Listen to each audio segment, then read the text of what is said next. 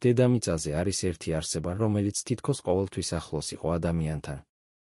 არსება, რომელიც თითქოს სამყაროებს შორის ცხოვრობს. ჩვენ მის ბეწვს ვეფერებით, გვამშვიდებს მისი კრუტუნი და გვეჩვენება, რომ კარგად გვესმის კატის. მაგრამ რაც უფრო მეტად ვუყურებთ მას თვალებში, მით უფრო ვრწმუნდებით, მან გაცილებით მეტი იცის, ვიდრე ჩვენ გვგონია. დღეს ჩვენ ვიმოგზაურებთ კატების ისტორიის სათავეებთან. გავიხსენებთ ძველ ეგვიპტეს და მის ქალღმერთებს, ინკვიზიციის კოცონებსა და საიდუმლო ორდენებს. ვისაუბრებთ კატებზე, როგორც ცივილიზაციის ნამდვილ მოკავშირეებზე და როგორც იდუმალ არსებებზე, რომლებიც თითქოს სხვა სამყაროებიდან მოვიდნენ. მას საიდან გაჩნდნენ კატები? მეცნიერები ამტკიცებენ, რომ შინაური კატა ახლო აღმოსავლური გარეული კატისგან წარმოიშვა. მანამ სანამ ადამიანები მომთაბარე მონადირეები იყვნენ, მათ თითქმის არანაირი შეხება არ ჰქონდათ კატასთან. მაგრამ რამდენიმე ათასი წლის წინ ადამიანები დაკავდნენ სოფლის მეურნეობით და მაშინვე პროდუქტების მღრღნელებისგან დაცვის საჭიროების წინაშე აღმოჩნდნენ.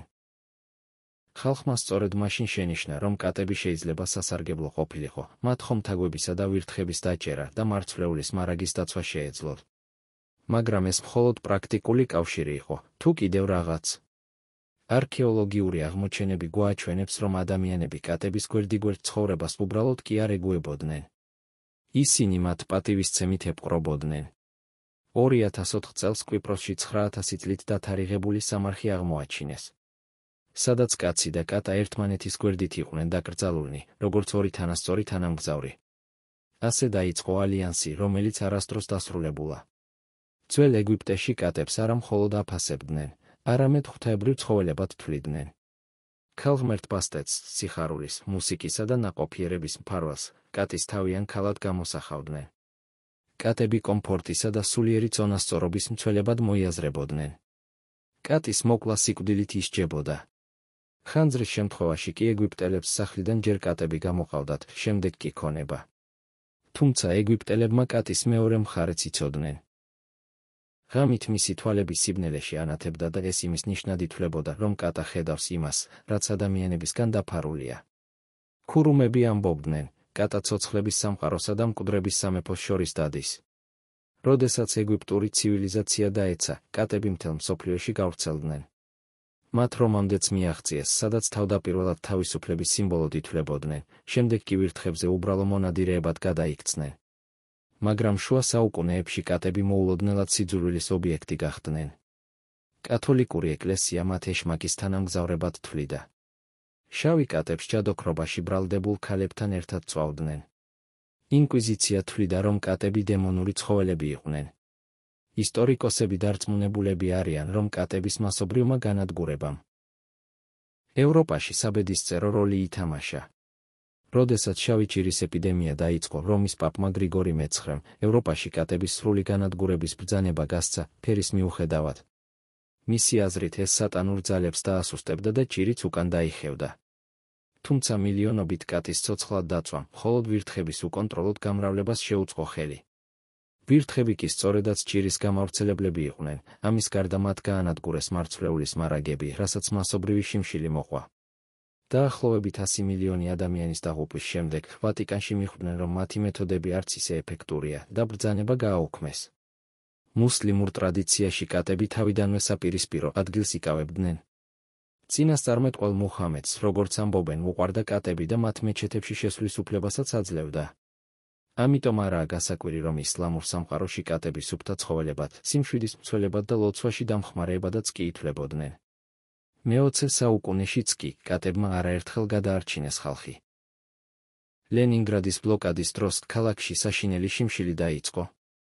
ადგილობრივებს შემოეჭამათ ყველა ქუჩის თუ სახლის ცხოველი და არც კატები იყვნენ გამონაკლისი.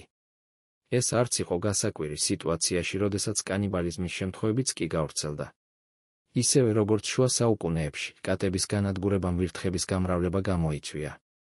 მშიერი ვირთხები ღამით ჯოგებით გადაადგილდებოდნენ და საკვების უკანასკნელ საწყობებს ანადგურებდნენ, ზოგჯერ კი ადამიანებსაც ესხმოდნენ.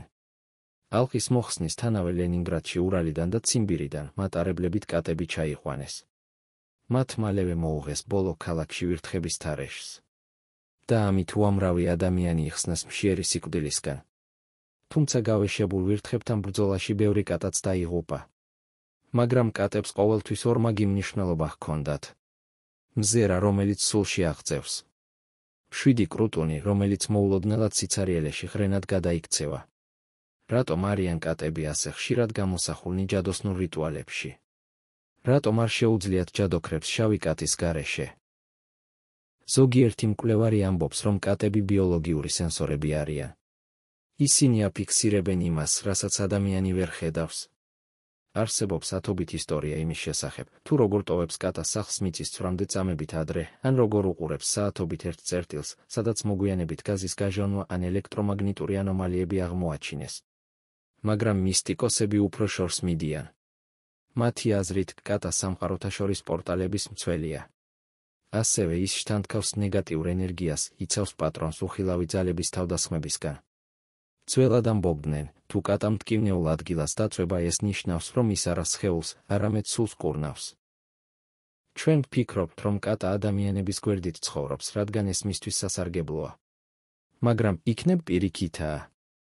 კატები არასდროს დამორჩილებულან ადამიანებს სრულად.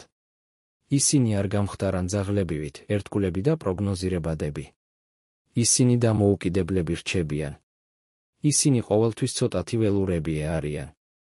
და შესაძლოა ეს მათი საიდუმლო როლია. ისინი შეხსენებაა იმისა, რომ ჩვენს გვერდით ყოველთვის არის რაღაც განსხვავებული. ბოლომდე აუხსნილი. კატა მხოლოდ შინაური ცხოველი არ არის. ის ჩვენი ისტორიის, ჩვენი მისტიციზმისა და ჩვენი ბედის ნაწილია. ის ფარაონებისა და გლეხების, წინასწარმეტყველებისა და მეომრების გვერდით ცხოვრობდა. მან იხილა ცივილიზაციების დაცემა და ახლის დაბადება. და მთელი ამ ხნის განმავლობაში ის თავად დარჩა, დამოუკიდებელი, იდუმალი, ოდნავ საშიში, მაგრამ ყოველთვის აუცილებელი.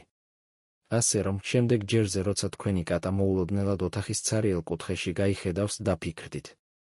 იქნებ ის ხედავს რაღაცას, რაც ჩვენგან არის დაფარული. შესაძლოა ის შენი ცხოვრების ჩუმი მცველია.